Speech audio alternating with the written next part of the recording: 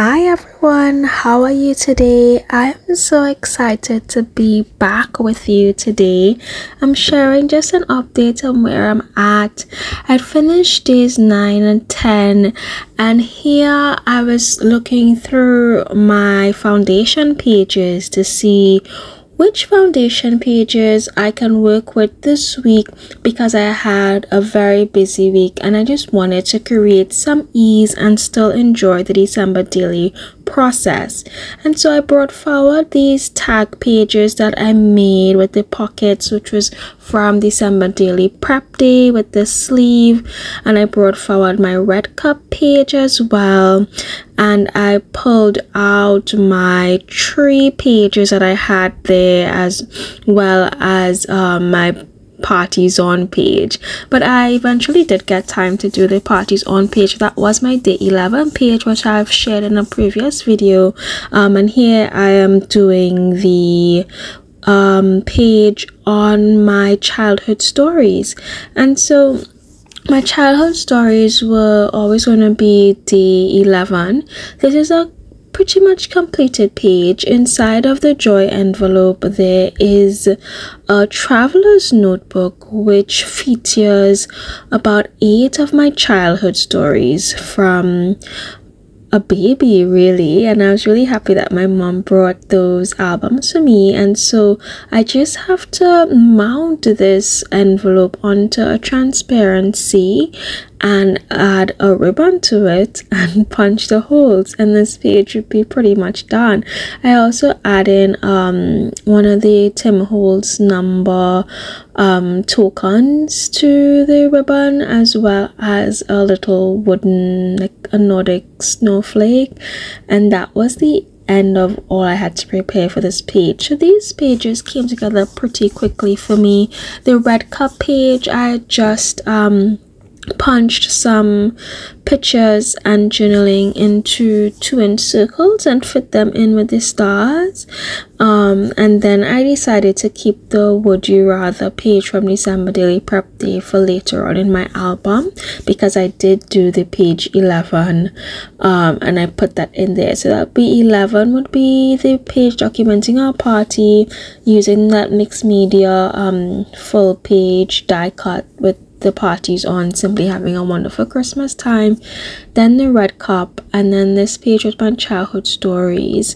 And so I really love that creating foundation pages has made it, easy for me, because these are the moments where where I wish that I have foundation pages to fill in the gaps. I had a lot of deadlines this week. I had my birthday happening, and so I really couldn't get to my craft room this week because we did a trip to the Gold Coast hinterland for a few days, and I knew I had some work to get done as well. So I was really appreciative of these pages and being able to put them all together. I'm having some problems with my punch and acetate at the moment, my 6-hole punch, so I'm also grateful for these power punches to get those things out. But yeah, I really loved the process of working on simple pages at a point in time where it could be overwhelming and hectic to put full pages together. I loved having these simple pages, and so I also, feel the need to create ease in the project, because it is a fun project. I enjoy doing it, and I really believe wholeheartedly that there is room throughout the ebbs and flows and throughout each day of the project to have the project be whatever we need it to be for us and that season, and whatever we're experiencing on that day. So these pages actually came together quite quickly, in probably 30 minutes to an hour. All of these were together, and I was able to put the 3 pages down to around days 20-21, closer to Christmas, and so that was actually a better flow for me. And I also realized that all these pages were all the red pages that I had created in my foundation pages. And so I was really happy as well to use these full page wonky line graphic from Ali Edwards to create this letter to myself. I usually love creating a letter to myself around my birthdays, usually December 14th, December 15th. I would write a letter to myself as a prelude to my birthday spread.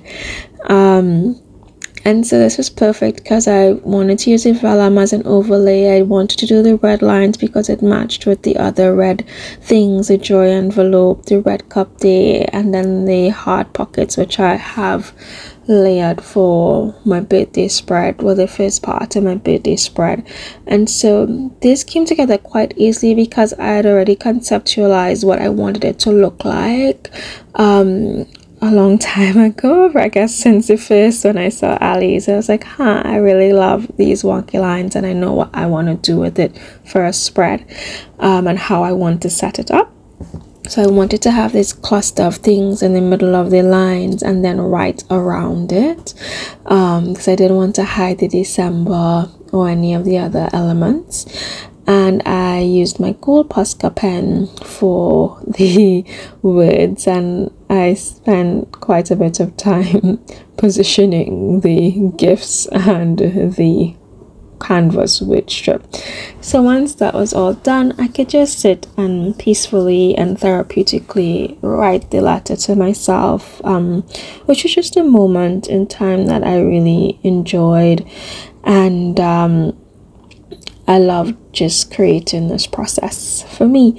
So I end up layering this vellum over these hard pockets, and you see how I stack those together soon. And then for the rest of my birthday spread, I'm also including a few elements that I created recently, and I really can't wait to sit at my craft table this weekend and put them all together. But until then, I have written up all these words for my letter to myself and just really sat down and savored this process. And it's interesting to me because usually by the time I get to my birthday, it is 15 days into December daily, which when you think about it, there are only, if you are documenting up to the 25th of December, there are really only 10 days left. And so more than half of the project, well, whether you're doing it for until the 25th or until the 31st, by the time you get around to the 15th or the 16th, when you're documenting the 15th, for most people, or for some people, you've gotten to more than halfway through the project. And that really is a big not turning point for me, but it just, in one sense, I really want to savor the rest of December, and I'm like, wow, it's going by so quickly.